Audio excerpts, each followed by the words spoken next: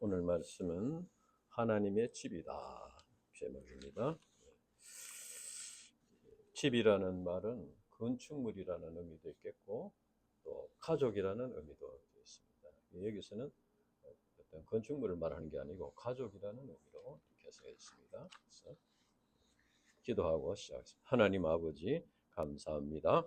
오늘도 이렇게 추운 날씨지만 참 이곳까지 이렇게 불러주시고 또 예배를 드릴 수 있도록 인도해 주셔서 감사합니다. 성령께서 역사해 주셔서 오늘도 예배하신 말씀 우리 심령에 깊이 깨달을 수 있도록 축복하시고 도와주시옵소서. 감사합니다. 예수님 이름으로 기도합니다. 아멘. 오늘 이 말씀은 성도 간의 일치와 교회 질서를 위한 조직에 관한 말씀이고 또 그래서 그 직분을 맡은 일꾼들의 자격 요건에 대해서 말씀하시는 내용입니다. 그리고 본서를 기록한 동기를 말하면서 올바른 교회관을 우리가 교회에 대해서 어떤 마음을 가져야 되느냐 그것을 가르쳐줍니다. 오늘 말씀 우리 신자들이 영적인 공동체인 교회에서 어떤 자세와 믿음으로 하나님을 섬겨야 하는가 하는 것을 이제 가르쳐줍니다. 1절에 보면 1절부터 보면은 이제 바울은 직분에 무슨 직분에 대해서 이제 말합니까? 지금 1절에 보면은 미쁘다 이 말이여 곧 사람이 감독의 직분을 얻으려 함은 선한 일을 사모하는 것이라 함이로다 했습니다. 미쁘다 이 말이여. 이 말은 이제 이 바울이 종종 사용하는 말인데 자기가 하는 그 말이 신뢰하고 권장할 만한 것이다. 그런 말씀. 믿을 만한 것이다. 그리고 여기서 이제 감독이라는 말은 위에서 돌보는 사람이라 하는 의미로 주님께서 피로 사신 양들을 돌보는 목자의 직분을 가리킵니다. 초대교회에서는 감독이라는 말과 장로라는 말을 같이 사용했습니다. 그래서 감독이라는 말이라는 것은 교회의 지도자의 구체적인 직무에 초점을 두고 부르는 이름이었습니다. 그래서 근데 이제 유대교에서는 장로라는 말을 말했어요. 그래서 유대인 중심의 교회에서는 장로라는 말을 사용했고 이방인 중심의 교회에서는 감독이라는 말을 많이 사용했습니다. 그런데 그 당시에는 기독교가 공인되지 않았고 황제 숭배 사상으로 인해서 기독교 신자가 되는 것은 박해와 순교를 각오해야 되는 그런 상황이었습니다. 아직도 이제 313년에 기독교가 이제 공인이 되었으니까 그 전에는 기독교 신자가 되는 것은 아주 참 큰 위험을 각오해야 하는 것인데 거기다가 감독이 된다는 것은 지도자가 된다는 것입니다. 그러니까 그 위험이 더 큰 것이죠. 그래서 지도자가 된다는 것은 감독이 된다는 것은 장로가 된다는 것은 무슨 섬김을 받는 어떤 명예나 권세를 얻는 것이 아니고 주님과 교회와 신자들을 위해서 앞장서서 내가 박해를 받고 순교를 당했다, 헌신하겠다, 그것을 감수하겠다, 희생 제물이 되겠다 하는 그런 결단인 것입니다. 그래서 여기서 이제 선한 일을 사모하는 것이라 했습니다. 이 선한 일이라는 것은 주님과 교회와 신자들을 위해서 희생하며 헌신하는 것을 말합니다. 선한 일이라는 것은. 그래서 감독의 직분을 얻으려 하면 선한 일을 사모하는 것이라 했습니다. 이것은 이제 이 말씀은 자기의 목숨을 버리심으로 우리 영혼의 목자가 되시고 감독자가 되신 주님을 본받고 주님을 따라가는 것이다. 그래서 이제 주님과 교회와 신자들을 위해서 박해와 순교를 각오하고 주님이 가신 길을 따라서 이제 희생하고 섬기는 자가 된다 하는 것입니다. 그러나 이제 오늘날 교회에서는 어떤 세상적인 가치관을 가지고 목사나 장로나 이런 지도자가 되는 것이 무슨 큰 특권과 명예를 얻는 것으로 생각하는 경우가 있습니다. 그래서 서로 이렇게 분쟁이 생기고 교회가 파괴되고 하는 경우가 있습니다. 그러나 교회에서 영적 지도자 또 목자가 되는 것은 주님께 더 가까이 주님을 본받고 주님께 더 가까이 나가고 이제 주님의 길을 따라가는 십자가의 길을 따라가기로 결단하는 것입니다. 예. 그리고 감독의 직분을 얻으려 함은 선한 일을 사모하는 것이라 하는 이 말씀의 또 한 가지 의미는 우리 신자들이 감독의 직분의 의미를 올바로 깨닫고 주님과 교회와 신자들을 위해서 헌신하는 직분에 대한 그 소원을 가지라는 것입니다. 소원을 사모하라는 것입니다. 소원을 가지라. 우리 신자들은 예수님이 가신 길을 따라가는 선한 일, 목자의 삶을 사모해야 된다. 에베소 4장 15절에 보면은 오직 사랑 안에서 참된 것을 하여 범사에 그에까지 자랄지라 그는 머리이고 그리스도라고 했습니다. 고린도전서 11장 1절에 보면은 내가 그리스도를 본받는 자 된 것 같이 너희는 나를 본받는 자 되라 했습니다. 이 고린도전서 11장 1절 말씀은 고린도 교회에 특별히 무슨 감독이 되려고 생각하는 사람에게만 주신 것이 아니고 고린도 교인들에게 주신 것입니다. 그래서 그러나 이제 감독이요 목자가 되는 것은 영적인 지도자가 되는 데는 감당할 십자가가 있습니다. 감당할 십자가가 있어요. 그래서 이제 교회에서 대접을 받고 싶고 또 필요할 때 하나님의 도우심을 받고 싶은데 십자가를 감당하는 것은 부담스럽다. 그래서 자기 나름대로 이렇게 한계를 이렇게 정해놓고 요만큼만 하겠습니다. 이렇게 생각하는 경우가 있습니다. 그러나 이렇게 하는 것은 하나님과 바른 관계성을 맺는 것이 아닙니다. 주님께서 우리 신자들을 구원하시는 것은 하나님을 기쁘시게 하는 삶, 하나님의 뜻을 이루는 삶, 하나님께서 우리에게 두신 뜻을 이루는 삶을 살도록 하기 위함입니다. 그래서 우리 신자들이 하나님의 사랑과 은혜를 받고 도움을 받는 것만을 참 원해서는 안 되고 이제 목표를 예수님에게 두고 또 이제 사탄 마귀로부터 이 교회를 지키고 양들을 돕는 목자의 직분에 대한 그런 소원을 가지고 믿음의 길을 달려가야 한다.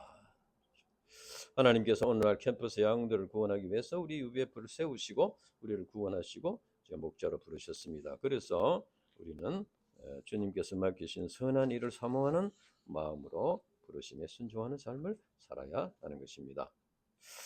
그러면 감독이 되려는 자는 어떤 자질과 자격을 갖추어야 하나? 2절과 3절에 보면은 이제 감독은 책망할 것이 없으며 했습니다. 책망할 것이 없다는 것은 부끄러운 일이 없다는 것이죠. 이것은 이제 하나의 총괄적인 자격에 대한 말이라고 할 수 있습니다. 그러니까 신앙적으로나 인격적으로나 나무랄 데가 없다. 흠잡힐 데가 없다. 신자들뿐 아니고 세상 사람들로부터도 흠잡힐 데가 없어야 한다 하는 것입니다. 바울은 구체적으로 이제 감독이 될 자가 한 아내의 남편이 되어야 한다. 이제 그 당시 이제 로마를 비롯해서 식민 통치를 받고 있는 모든 지역들의 그 문화가 이제 흘러가서 음란하고 부도덕한 그런 사회의 분위기였습니다. 이런 사회의 분위기에서 감독의 그 가정 생활이 신자들과 세상 사람들의 모범이 되어야 한다 하는 것입니다. 남자가 한 아내의 남편이 되는 것은 하나님의 창조의 원리인 것입니다. 그리고 감독은 절제해야 된다고 했습니다. 절제.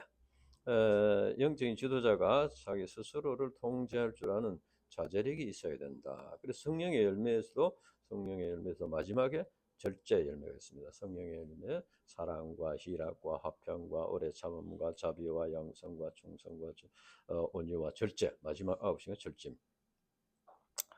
감정을 절제하고 또 욕망을 절제해야 됩니다. 특히 우리는 이제 평신도 목자로서 세상의 일도 하고 주님께서 주신 캠퍼스 선교 사명도 감당해야 합니다. 그래서 이 시간을 사용하는 데 있어서 절제를 최대한 이제 시간을 절약을 해야만 두 가지 일을 다 할 수 있다. 그렇죠? 또 감독의 직무는 사람의 영혼을 돕는 것이기 때문에 신중해야 한다고 했습니다.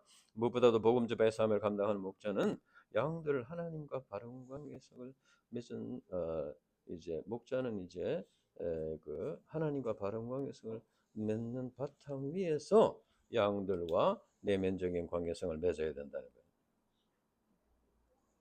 그렇게 해야지 이제 영적인 교통이 이루어질 수가 있다. 그리고 목자의 그 삶의 태도와 옷차림이 단정하게 해서 신뢰감을 줄 수 있어야 된다. 그리고 이제 고대 사회에서는 복지 시설이 이제 없었기 때문에 나그네를 대접하는 일이 큰 미덕이었습니다. 그 당시 유대인들은 예루살렘 이외 지역에서 예루살렘에 올라와서 절기를 지키는 사람들을 자기 다락방에다가 이렇게 좀 내어줘서 함께 절기를 지키. 이것은 큰 믿음을 알았습니다.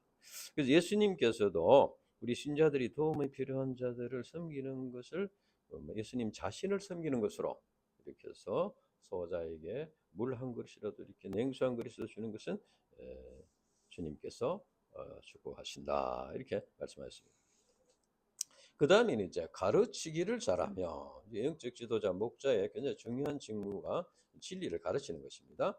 그 당시에는 이미 예수님이 직접 부르신 제자들은 거의 다 이제 죽었습니다. 그리고 그 후계자들이 이제 다 이렇게 하고 있었는데 그런데 이제 그리고 기독교가 로마의 권력으로부터 많은 박해를 받고 있었습니다. 아직도 공인되지 못하기 때문에. 그리고 헬레니즘이나 동방의 신비주의 사상으로부터 많은 도전을 받고 있었습니다. 이런 환경에서 목자에게 주어진 가장 중요한 임무는 이제 진리를 가르치려면 자기가 정확하게 알아야 됩니다. 자기가 깨달은 만큼 전할 수밖에 없습니다. 그래서 기독교 복음 진리를 정확하게 이제 가르치는 것이 중요한 의무인데 그렇게 하려면은 그들 자신이 이제 정확하게 깨달아야 된다는 겁니다. 그래서 복음 진리를 얼마나 정확하게 깨닫느냐 그에 따라서 이제 그 진리가 이제 양들에게 또 자녀들에게 이렇게 내려갈 수가 있다는 겁니다. 그래서 베드로전서 3장 15절에 보면은 너희 마음에 그리스도를 주로 삼아 거룩하게 하고 너희 속에 있는 소망에 관한 이유를 묻는 자들에게는 대답할 것을 항상 준비하되 온유와 두려움으로 하고 이렇게 했습니다. 온유와 두려움으로 하고. 그래서 이제 또 로마서 10장 13절 15절 우리 같이 읽어봅시다. 로마서 10장 13절에서 15절. 로마서 10장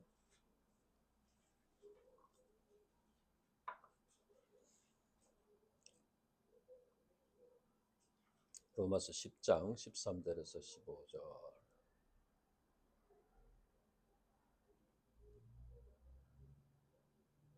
같이 읽어봅시다. 시작. 누구든지 주의 이름을 부르는 자는 구원을 받으리라. 그런즉 그들이 믿지 아니하는 자를 어찌 부르리요? 듣지도 못하는 이를 어찌 믿으리요? 전파하는 자가 없이 어찌 들으리요? 보내심을 받지 아니하였으면 어찌 전파하리요? 기록된 바 아름다운 자 좋은 소식을 전하는 자의 발이여 함과 같으니라 그랬습니다.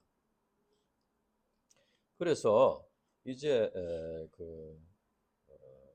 믿어야지 부를 수가 있다. 그리고 이제 들어야지 믿을 수 있다. 그렇죠? 그리고 전파하는 자가 있어야 들을 수 있다. 그리고 보내심을 받은 자라야 전파를 하게 된다. 그렇죠? 그래서 이제 좋은 소식을 전하는 자의 발이요. 이 복음 전파가 얼마나 참 귀한 일이냐 이것을 말하고 있습니다. 그래서 우리는 목자로서 캠퍼스 양들과 자녀들에게 이제 복음을 잘 가르쳐야 합니다. 우리가 말씀을 가르치는 목자의 직분을 감당하기 위해서 먼저 이제 자신이 이제 올바로 이제 깨달아야 되는데 그것을 이제 생활로 실천을 해서 이제 모범을 보여야 합니다. 모범을 보여야지. 그 이제 그래야지 이제 가르칠 수가 있습니다. 그리고 이걸 이제 하려면은 말씀 연구를 해서 스스로 말씀 연구를 하고 또 이렇게 해서 기초 공부나 메시지 강의안을 준비를 해서 언제든지 양을 만나면 가르칠 수 있어야 됩니다. 지난주에 우리 데이빗 선생님도 저희가 강의안을 이렇게 준비를 했는데 그것이 나중에 보니까 뭐 아프리카에서도 그거를 이렇게 사용을 하더라. 그래서 우리가 이 말씀 스스로 말씀을 연구하고 또 말씀 기초 공부와 메시지 강의안을 작성하고 이렇게 하는 그 노력이 필요한 것입니다. 그러니까 이제 복음 진리를 가르치는 가르치며 이 말은 바로 이 말 속에는 우리가 이제 성경 선생들이 돼야 된다 하는 것이죠. 그리고 이제 그 다음에는 감독으로 되려고 하는 자들이 이제 있어서는 안 될 성품에 대해서 말합니다. 그래서 술을 즐기게 되면은 자제력을 잃고 서로 또 다투기도 하고 또 허물과 실수를 남기게 됩니다. 그래서 이제 그렇게 되면은 아무리 그 진리를 알고 있더라도 사람들이 가르치기가 힘들겠죠. 그러니까 사람들이 신뢰감을 잃어버리기 때문에 그것이죠. 그러니까 생활을 통해서 신뢰감을 줘야지 또 그 사람의 입을 통해서 전하는 진리가 이렇게 영접이 될 수 있는 것이요. 그 다음에는 이제 폭력을 행사해서 안 되고 또 오직 관용함을 베풀어야 된다. 또 편협한 마음을 버리고 연약한 자를 섬기는 넓은 마음을 가져야 된다. 그 다음에 이제 돈을 사랑하지 말아야 된다. 돈을 사랑하는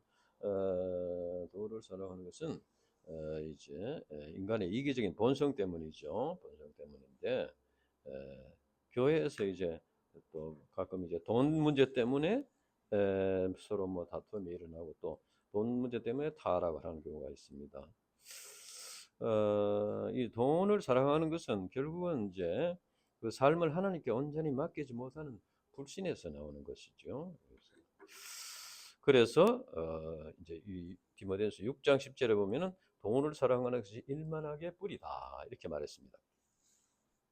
그리고 돈을 사랑하지 말라는 것은 그러면은 직장 생활도 하지 말고 그러면은 뭐 구걸을 하면서 살아야 하냐? 그것은 아니죠. 그것은 아니고 정직하게 일해서 재물을 이제 얻으면은 그것을 하나님의 뜻을 이루고 하나님의 영광을 위해서 사용해야 된다는 것입니다. 그러니까 하나님 중심의 삶을 살아야 한다는 것입니다. 그러니까 재물을 얻기 위해서 뭐 부정을 저지르고 뭐 이렇게 해서는 안 되지만은 우리가 정직한 삶을 살면은 또 재물을 얻게 됩니다. 얻게 되는데 그때 이제 재물을 우리가 조금 얻으면은 이제 더 많이 얻고 싶은 자꾸 욕심이 생기고 이제 그렇게 되는 것이죠. 이제 그것을 절제를 하고 하나님의 뜻을 이루는 삶을 살아야 된다. 그러니까 영적인 가치관, 영적인 물질관을 가져야 된다는 거죠. 가져야 된다. 그 다음에는 이제 4절과 5절에는 이제 일상을 관리하는 능력이 있어야 된다는 것입니다. 우리 4절과 5절 같이 읽어봅시다. 4절과 5절 시작. 자기 집을 잘 다스려 자녀들로 모든 공손함으로 복종하게 하는 자라야 할지며 사람이 자기 집을 다스릴 줄 알지 못하면 어찌 하나님의 교회를 돌보리요. 여기서 이제 감독, 장로, 지도자, 목자가 된 자들은 이제 집을 잘 다스려 가지고 자녀들로 하여금 공손하게 복종하도록 해야 된다. 그러니까 자녀들을 교육을 잘 시켜야 된다 그 말이죠. 그래서 이제 신앙생활을 잘 해서 잘 이렇게 가정 교회를 이루도록 그렇게 해야 된다는 겁니다. 그러니까 이제 근데 자녀들이 우리가 이제 가르치는데 중요한 것은 그 부모의 실제적인 삶을 통해서 배운다는 것입니다. 그래서 삶의 모범을 신앙의 모범을 보이는 것이 중요하다.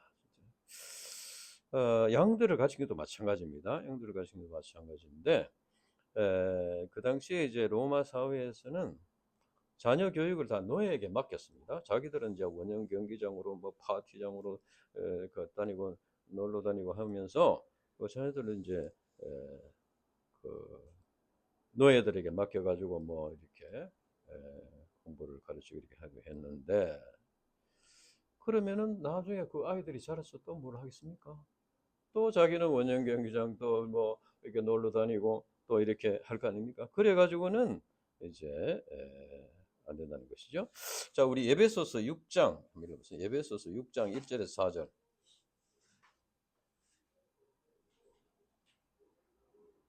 에베소서 6장 1절에서 4절.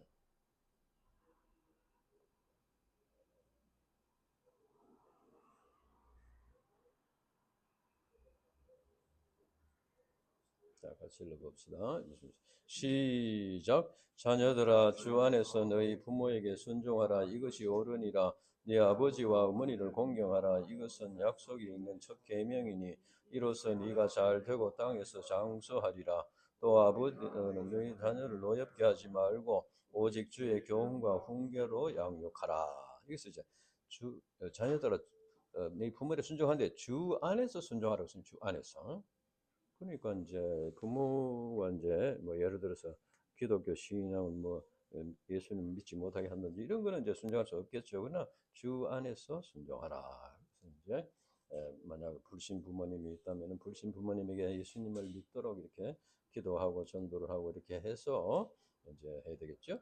그러니까 여기 보면은 이제 또 아버지와 어머니를 공경하라. 이것이 약속이 있는 첫 계명이니 이로써 네가 잘되고 땅에서 장수하리라. 또 아비들아 너희 자녀를 노엽게 하지 말고 오직 주의 교훈과 훈계로 양육하라. 자, 이것은 참 우리가 굉장히 어려운 일입니다. 어려운 일인데 그러나 말씀대로 하면은 우리가 부모가 이제 성경의 진리를 잘 이렇게 깨닫고 영접하고 그대로 순종해서 살면서 또 자녀들을 위해서 기도하고 이렇게 하면서 복음 진리를 가르칩니다. 그러니까 이제 그게 굉장히 이제 본을 모범을 보이는 게 중요합니다. 이제 옛날에 좀 시간이 됐는데 어떤 옛날부터 친하게 지내던 친구가 있었는데 이제 자기가 막 열심히 그 아이를 가르치고 막 해가지고 또 학교도 나오고 해가지고 결혼을 시켜가지고 또 해놨더니 나중에 저그들끼리 자기 그 아내하고 아이들만 데리고 뭐 해외여행 다니고 뭐 이렇게 뭐 맛있는 거 먹고 뭐 이렇게 하더라는 거예요. 굉장히 서운하다는 거예요. 서운하다. 그래서 내가 이제 조용히 물었어요. 너는 어떻게 했냐? 네가 옛날에 그래 결혼해가지고 자식 아이들이 크고 할 때 어떻게 했냐? 그러니까 자기는 차남이라 이게 차남이기 때문에 뭐 형님이 다 알아서 하고 우리는 그런 줄 알고 우리끼리 했다는 거예요. 자 그러면은 아이들이 우리 아버지는 장남이 아니고 차남이니까 저렇게 하는구나. 그것까지는 모른다. 자기가 본대로 하는 거예요. 자기가 자기가 전에 보니까 아버지하고 엄마하고 자기 데리고 뭐 할아버지 할머니는 뭐 관심이 없고 그냥 데리고 하더라는 거야. 그런데 자기 자식한테는 야, 아버지 어머니를 뭐 좀 돌봐라, 섬기라 이렇게 해가지고 되겠냐? 그러니까 이것은 이제 그 생활을 통해서 가르쳐야 된다. 생활을 통해서 가르쳐야 된다. 이것을 우리가 꼭 기억해야 될 것입니다.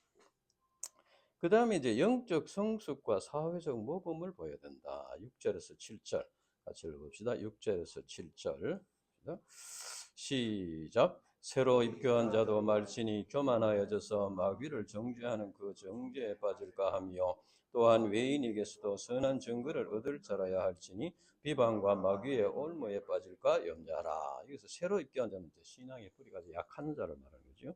신앙의 뿌리가 약한 자인데 사람이 없어가지고 좀 자꾸 이렇게 위치가 높아지면은 이거는 자기에게도 참 불행한 일이 생길 수 있고 교회에서도 왜냐하면은 이렇게 작은 풍파에도 잘 넘어집니다. 그러니까 이제 그 교회에서 신앙의 뿌리가 약한데 오늘날도 그런 사람들 있잖아요. 사회적인 신분이 높고 뭐 돈이 있고 지식이 많다는 이유로 이렇게 뭐 장로가 되고 목사님 그런 경우가 있습니다. 그러나 그런 사람 때문에 이제 분쟁도 생기고 교회 질서가 무너진 게 있습니다. 그래서 특히 여기 보면은 외인이라고 했습니다. 외인에게도 선한 증거를 얻은 자라 하죠. 외인은 세상 불신자들을 가리킵니다. 그러니까 신자들뿐 아니고 세상 사람들로부터도 어떤 비방을 받을 만한 그런 것이 있으면은 오히려 사탄 마귀의 올무에 걸리게 된다. 그래서 이제 영적으로 뿌리가 깊고 또 믿음을 굳건히 한 이런 자들이 시험을 받아야 된다는 것입니다. 그리고 여기에 보면은 외인에게서도 선한 증거를 얻어야 한다. 선한 증거를 얻어야 하는 것은 좋은 영향력을 끼친다는 것입니다. 선한 증거. 참 저 예수 믿는 사람 저분이 참 훌륭하다. 그래서 나도 예수를 믿어야 되겠다. 이런 마음이 생길 정도로 돼야 된다는 거죠. 그러나 그것은 이제 쉽지 않은 일이지만은 이제 영적인 투쟁이 필요하다. 그러나 그렇게 해야만 이제 그 교회가 성장할 수가 있다. 그 다음에 이제 8절부터 보면은 그 집사에 대한 건데, 집사라는 말은 섬기는 자다 이런 뜻인데, 사도행전 6장에 보면은 사도들이 말씀과 기도에 전무하기 위해서 여러 가지 뭐 과부를 섬기고 뭐 섬기는 일을 집사에게 맡긴 데서 유래된 말입니다. 집사라는 것은. 그리고 집사라고 해가지고 뭐 아주 뭐 무슨 가벼운 직분은 아니고 어, 집사나 뭐 장로나 목사나 다 하나님 앞에서 이제 중요한 직분이죠. 그래서 이제 정중하다. 정중하다는 것은 품행이 단정하고 예의 바르다. 그다음에 이제 집사는 일부 이언을 하지 않는다. 그러니까 입이 하나인데 말이 두 개 나오는, 그러니까 이 사람에게는 이렇게 말하고 저 사람 저렇게 말하고 말을 많이 하다 보면은 이제 오해가 생기고 이간질하기 쉽습니다.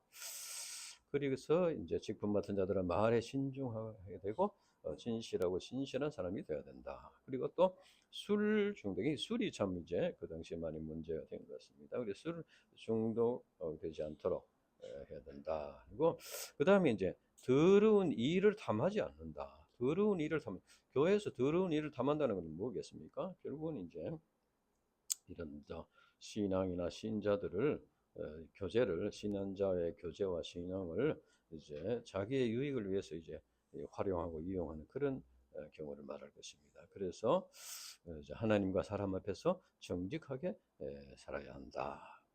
그 다음에 이제 깨끗한 양심, 청결한 마음과 선한 양심. 1장 5절에서도 청결한 마음과 선한 양심을, 깨끗한 양심. 그러니까 양심이라는 것은 선과 악을 잘 구별하는 그런 능력인데, 그것이 병이 들면은 선악을 옳게 분별하기가 힘들게 된다는 것이죠. 그래서 그것을 선한 양심을, 깨끗한 양심을 가져야 된다. 그러니까 이제 우리가 죄를 회개하고 깨끗한 양심을 가져야 되고, 그 다음에는 이제 믿음의 비밀을 가진 자라야 한다. 믿음의 비밀. 믿음의 비밀이라는 것은 이제 믿음을 체험했지만, 그죠? 믿음이라는 것은 비밀입니다. 믿음은 이론적으로, 그죠? 지식적으로 안다고 되는 게 아니고, 믿음은 이제 그 말씀에 순종함으로써 그것을 이제 체험하게 되는 것이죠. 그래서 그래 이제 그림 되면은 이제 신앙의 뿌리, 믿음의 뿌리가 이제 깊어지게 되는 것이죠. 그래서 말씀에 자기가 이제 뭐 할 수 있겠다 생각하는 것만 순종해 가지고는 체험할 수 없습니다. 예? 그러니까 자기로는 할 수 없었는데 하나님을 믿고 하니까 이렇게 되더라. 이 진리를 체험하게 되는 거죠. 그 믿음의 비밀을 가진 자라는 것은 순종함으로써 체험을 한 자들을 말하는 것입니다. 그렇게 할 때는 흔들리지 않게 되는 것이요. 같은 문제가 오더라도, 문제가 다가오더라도 체험을 했으니까 그대로 이렇게 이제 이겨나갈 수 있다는 것이죠. 그래서 교회 직분 맡은 자들은 깨끗한 양심을 가져야 되고 믿음의 비밀을 가져야 된다. 이것은 바로 내적인 이제 믿음과 또 외적인 삶이 겸비해야 된다는 것입니다. 그렇게 할 때 신앙의 열매를 맺게 된다는 것이죠. 그런데 이제 여기 보면은 먼저 시험해보고 세우라고 했습니다. 먼저 시험해보고 세우라. 그게 뭐겠습니까? 시험하여 보고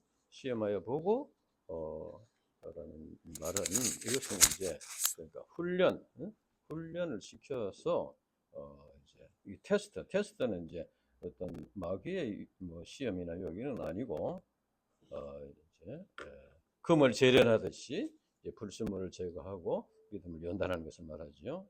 그래서 이제 영적인 이제 지도자, 목자의 직분을 맡은 자들이 갖추어야 될 그런 신앙적 요소들이 있는데, 그것이 이제 부족한 그임에 그것을 훈련해서 깨우쳐서 세워야 한다. 특히 이제 하나님께서 뜻을 두시고 부르셨는데, 그러니까 하나님께서 뜻을 두시고 부르셨는데 하나님께서 보실 때 그 기준이 미달될 때는 하나님께서 훈련을 하신다는 겁니다. 사람이 지적을 해가지고 이제 그걸 잘 이렇게 받아들이고 하면 좋지만은 그것이 잘 안 되면 하나님께서도 직접 훈련하시게 되어 있습니다. 그래서 어쨌든 하나님께서 어떤 목표를 세웠으면은, 소망을 두시고 뜻을 주시면 그것을 이룰 때까지 하신다는 거예요. 하신다. 그러니까 이제 아브라함을 우리가 생각해 봅시다. 아브라함을 하나님께서 부르셨는데 내가 너로 큰 민족을 이루겠다 했잖아요. 했는데 아브라함이 살아가다가 이제 자식이 없으니까 이스마엘을 낳아놓고는 하나님, 이스마엘이나 하나님 앞에서 살기를 원합니다. 이렇게 했어요. 그 하나님 어떻게 했습니까? 뭐냐 그래 네가 나이도 많고 하니까 뭐 그걸 해가지고 살아라 이렇게 했습니까? 그게 아니죠. 아브라함은 자기 형편에 맞춰서 이렇게 하겠습니다 했지만은 하나님은 그걸 이제 기다리셨어요. 그 믿음이 될 때까지, 아브라함 믿음이 될 때까지 기다려가지고 나중에 이삭을 주셨고, 이삭을 바칠 믿음이 될 때까지 기다렸어요. 그래서 이삭을 바치고 나니까 하나님께서 말하셨어요. 이제야 네가 나를 경외하는 줄 알아라. 그렇게 하고 24장 1절에 보면은 아브라함에게 범사에 복을 주셨다. 그래서 이제 우리가 자기가 정해놓고 나는 요만큼만 하겠습니다. 이렇게 하면은 하나님께서는 기다리시는 거예요. 그러니까 하나님께서 두신 소망과 뜻이 있습니다. 그것을 이제 성경 공부를 통해 성경 말씀을 통해서 저희가 발견을 해야 되는 거예요. 영접해야 돼요. 그럴 때 하나님께서 그 뜻을 이루시고 그 뜻을 또 이루는 삶을 사는데 필요한 것을 채워주시고 축복하시고 이렇게 하신다는 겁니다. 이것을 우리가 기억해야 되겠습니다. 그 다음에는 이제 여자들은 여자 집사를 가르치는데 또 저 남자 뭐 장로나 집사 아내들을 말하기도 한다고 이렇게 하는데, 어쨌든 여자 집사들은 옷차림을 단정하게 하고 마음이 현숙해야 된다. 그리고 이제 또 참소하지 말아야 된다. 이것은 남의 흉을 보지 말아야 된다 그 말이죠. 그러니까 자꾸 이제 남의 얘기를 하다 보면 비난하고 이렇게 해서 오해를 살 수가 있고 이렇게 된다. 그다음에 이제 집사들도 한 아내의 남편이 되며 이 가정 교회를 잘 이루어야 된다. 집을 잘 다스리는 자라 된다. 그래서 이제 반복해서 말하고 있습니다. 자, 그러면은 감독, 장로, 집사, 교회 지도자, 목자가 되는데 참 이렇게 여러 가지 훈련도 받아야 되고 자격증을 갖춰야 되는데, 그러면은 이렇게 하는 데에는 십자가만 있느냐? 그게 아니다. 축복도 있어요. 13절 같이 읽어봅시다. 13절 시작. 집사의 직분을 잘한 자들은 아름다운 지위와 그리스도 예수 안에 있는 믿음의 큰 담력을 얻느니라.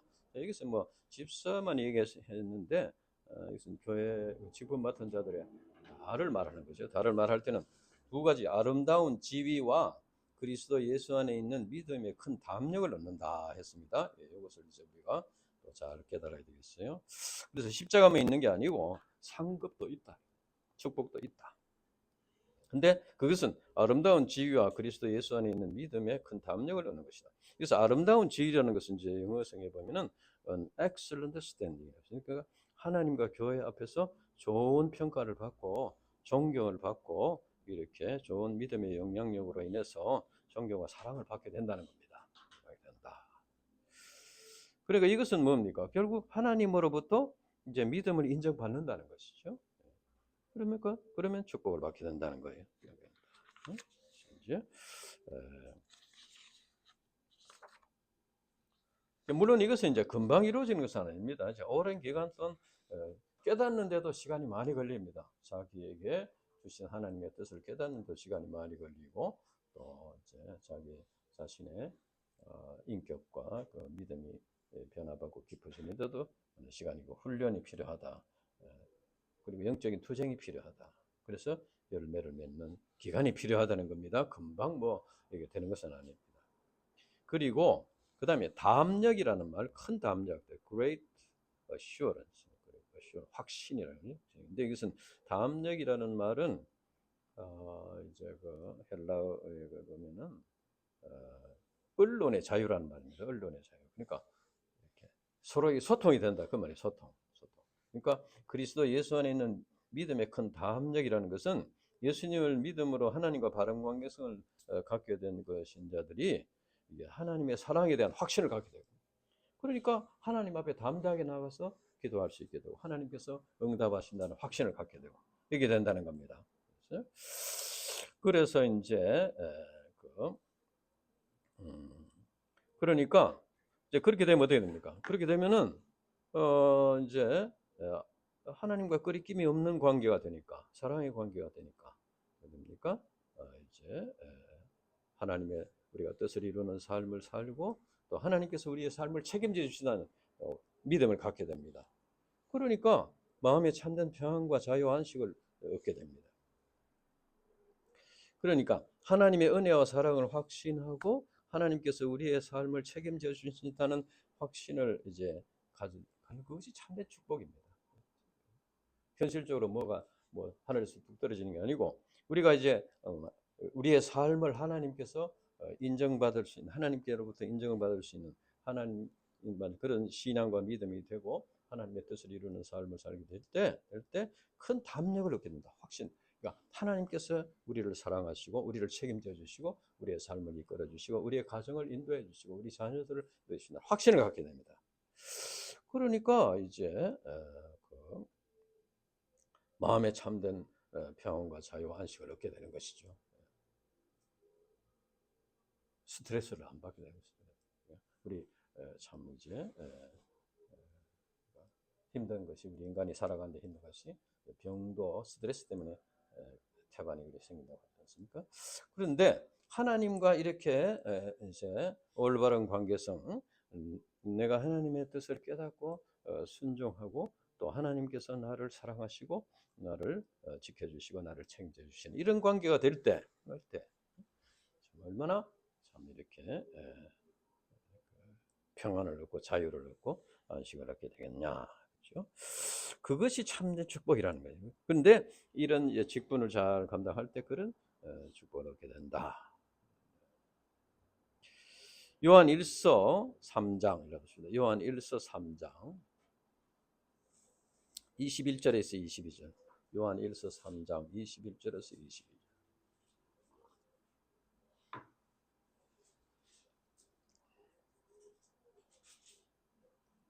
요한 1서 3장 21절에서 22절. 시작. 사랑하는 자들아, 만일 우리 마음이 우리를 책망할 것이 없으면 하나님 앞에서 담대함을 얻고 무엇이든지 구하는 바를 그에게서 받나니 이는 우리가 그의 계명을 지키고 그 앞에서 기쁘신 것을 행함이니라. 그러니까 하나님과 일치가 된다. 하나님과 하나가 된다. 하나님과 그러면은 이제 참된 평안을 기쁨을 얻게 되고 평안을 얻게 된다. 그렇게 되려면은 하나님과 나와 일치가 되려면 어떻게 됩니까? 하나님은 변하지 않습니다. 하나님은 진리입니다. 그러니까 우리가 변해서 하나님과 일치가 돼야 됩니다. 우리가 우리의 영적 무지를 깨닫서 하나님의 뜻을 깨닫고 하나님과 나와 있게 하나가 되도록 해야 돼. 하나님 가까이 가야 된다니까. 가야 된다. 요만큼만 가겠습니다 해서는 안 된다는 거예요. 그러면은 하나님 기다리시는 거죠. 그래서 그 다음에는 이제 14절부터 보면은 올바른 교회 관에 관해서 가르쳐 주는 말씀입니다. 우리 14절 15절 같이 읽어봅시다. 14절 15절 시작. 내가 속히 네게 가기를 바라나 이것을 네게 쓰는 것은 만일 내가 지체하면 너로 하여금 하나님의 집에서 어떻게 행하여야 할지를 알게 하려 함이니 이 집은 살아계신 하나님의 교회요 진리의 기둥과 터니라 했습니다. 그러면은 이제 바울이 이제 마케도니아로 이제 떠났는데 그래 갔다가 이제 돌아오려고 계획을 했지만은 그것이 이제 계획대로 잘 안 되는 경우가 많죠. 그래서 빨리 돌아갈 수 없을 것을 대비해서 디모데에게 하나님의 집을 이렇게 잘 지키고 이렇게 해라 이 편지를 썼다는 겁니다. 근데 여기서 하나님의 집이라는 것은 영어에 보면 하우스 홀더라고 있습니다. 이것은 이제 그 신자들의 공동체를 말하는 것입니다. 가족이라는 것이죠. 실제로 초대 교회에서는 이제 가정 교회가 많았습니다. 박해도 많이 있고 또그 신자들도 그렇게 많지 않고 해서 전체로 모이기보다는 가정이 모여서 예배를 드리고 그렇게 했습니다. 그래서 이제 에베소서 2장 19절에 보면은 하나님의 권속이다 이렇게 했고 또 하나님을 아버지라고 했고 그리스도를 남편이다. 또 신자들을 서로 형제라. 또 천국을 아버지의 집이라 이런 말씀들이 있습니다. 그래서 칼빈은 이렇게 말했습니다. 하나님은 아버지시고 교회는 어머니시다 이렇게 말하기도 했습니다. 그래서 이 교회는 이제 하나님의 자녀들의 공동체인데 그런데 아까 우리가 에베소서 4장 15절에 했듯이 그 머리가 그리스도다. 교회의 머리가 그리스도다. 그래서 어떤 분은 이제 이렇게 말했습니다. 교회를 가리켜서 천상의 머리를 두고, 머리는 천상에 있고 몸은 이 땅에, 그리스도 몸은 이 땅에 있는 것이 교회다. 그러니까 교회는 그리스도의 몸인데 그 머리가 천상에 있다. 즉 이 교회는 예수 그리스도를 믿음으로 구원받은 신자들이 하늘에 계신 하나님을 믿고 섬기는 거죠. 또 이 세상에서는 하나님의 뜻을 이루는, 그러니까 믿기는 지금 저 천상에 계시는 하나님을 믿고 섬기면서 또 이 땅에 살면서 하나님의 뜻을 이루는 것이다. 그래서 우리는 이제 오늘도 이렇게 예배로 왔으면은 하나님을 만나야 됩니다. 천상에 계신 하나님을 만나야 되는 것이죠. 사람들만 만나고 뭐 이렇게 교제하고 끝나는 것은, 이것은 올바른 자세가 아니다는 거죠. 하나님을 만나야 된다. 그리고 이제 교회는 진리의 기둥이와 틀이라고 했습니다. 기둥이다. 그래서 이제 진리의 기둥과 트다. 그러니까 이제 그 당시에는 우상 숭배와 거짓 사상들이 많아 있었는데, 그런 세상에서 이제 교회가 복음 진리를 새겨진 기둥과 같이 서 있는 것이고, 그 다음에 그 기초가 하나님의 말씀 진리의 기초 위에 세워진 것이다. 그러니까 이것은 이제 교회가 그렇게 해야 된다는 건 뭡니까? 우리 신자들이 그렇게 돼야 된다. 우리 신자들이 진리의 이제 기둥 하나하나가 진리의 기둥이 되어야 되고, 또 진리의 바탕 위에서 세워진 그런 기둥이 되어야 된다. 것이죠. 그렇게 할 때 이제 그 교회로서 이제 올바른 역할을 할 수가 있게 된다 하는 것입니다. 그러면은 이 하나님이 교회가 이제 해야 될 사명이 뭐냐? 16절 마지막 읽어 보겠습니다.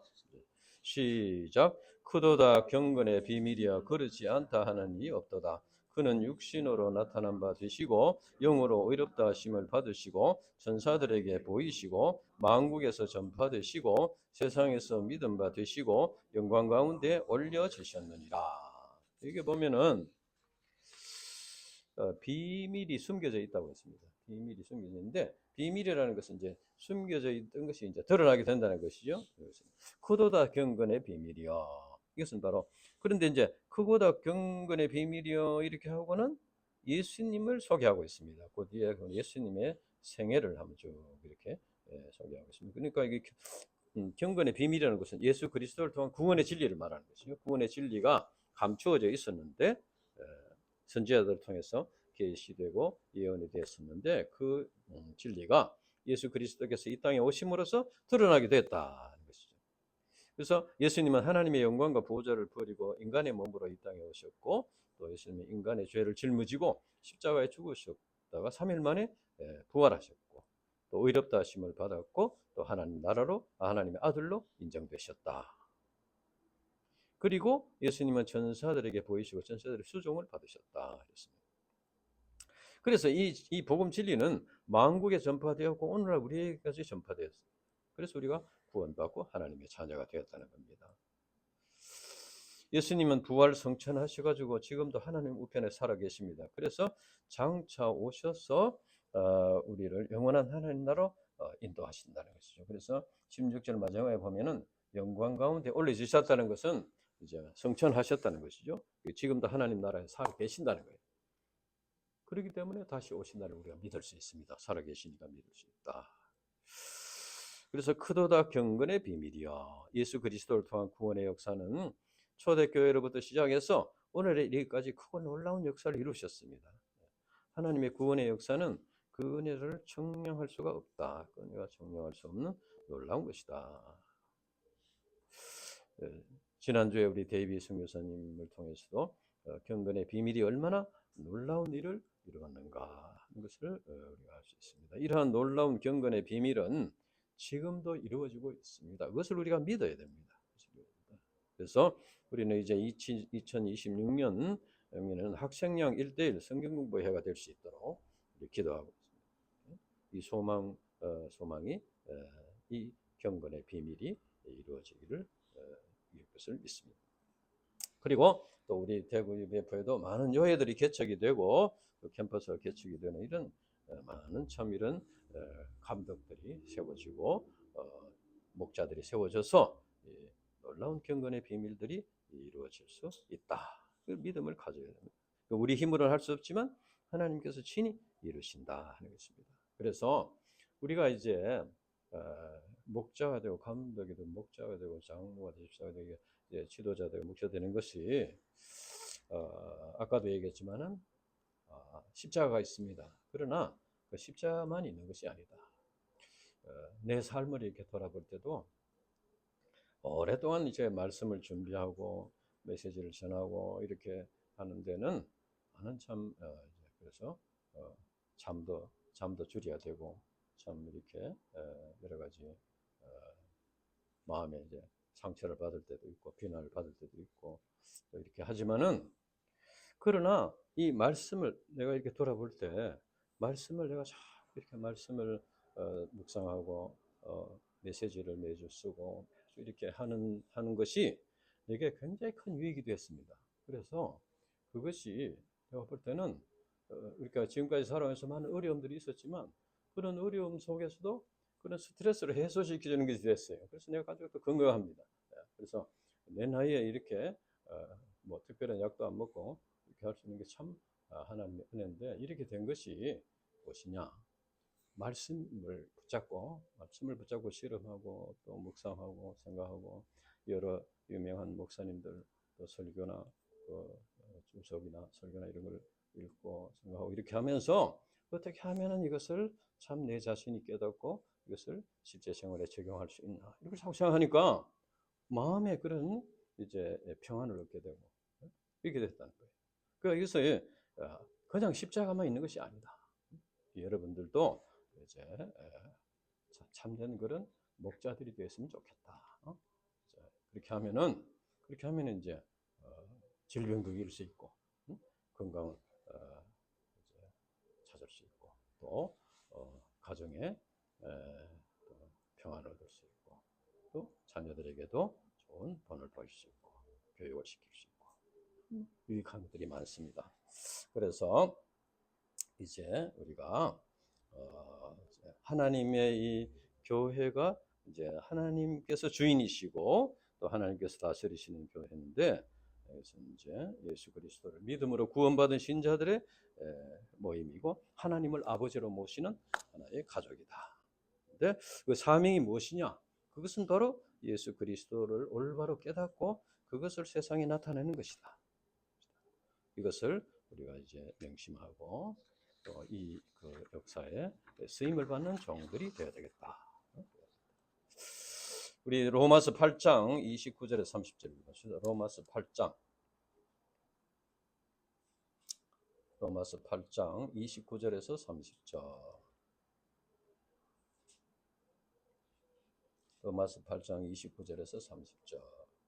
이런 것은 암송을 하는 것이 좋습니다. 시작. 하나님이 미리 아신 자들을 또한 그 아들의 형상을 본받게 하기 위하여 미리 정하셨으니 이는 그로 많은 형제 중에서 맏아들이 되게 하려 하심이라. 또 미리 정하신 그들을 또한 부르시고 부르신 그들을 또한 의롭다 하시고 의롭다 하신 그들을 또한 영원롭게 하셨느니라. 이는 다 하나님이 이미 미리 아셨습니다. 내가 하나님 알기 전에 미리 아시고 정하시고 부르시고 의롭다 하시고 영원롭게 하신다. 이것이 경건의 비밀이라는 것입니다. 그래서 하나님께서 우리를 구원하시는 것은 이제 그 선한 일을 하도록 하겠습니다. 목자가 되도록 목자로 삼으셔 가지고 하나님의 교회를 세우기 위함인 것입니다. 우리가 하나님께서 우리를 구원하신 것이 그저 이 땅에서 자기 육신을 즐기고 평안하게 잘 살다가 천국에 오라 한 것이 아니고 선한 일을 하도록 하기로 한 것이다. 그 선한 일은 바로 하나님의 교회를 이제 목자가 되어서 하나님의 교회를 세우는 것이다. 그래서 우리는 선한 일을 사모해야 되겠다. 사모하고 또 이제 부족함이 있지만 우리가 그 선한 일을 사모하고 목자가 되기를 사모하고 자기를 부인하고 자기 십자가를 지고 이제 제자의 삶, 목자의 삶을 살면서 이제 먼저 그의 나라와 그의 일을 구하는 그런 삶을 살 때 하나님께서 그게 필요한 것을 채워 주셔서 우리를 축복하신다. 이것을 우리가 믿어야 되겠습니다. 기도하고 마치겠습니다. 하나님 아버지 감사합니다.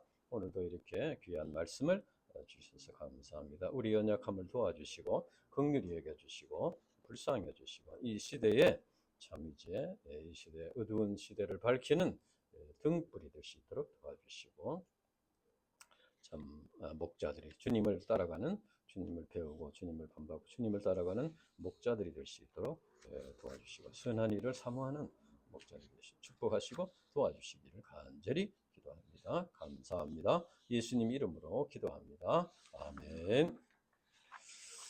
찬송가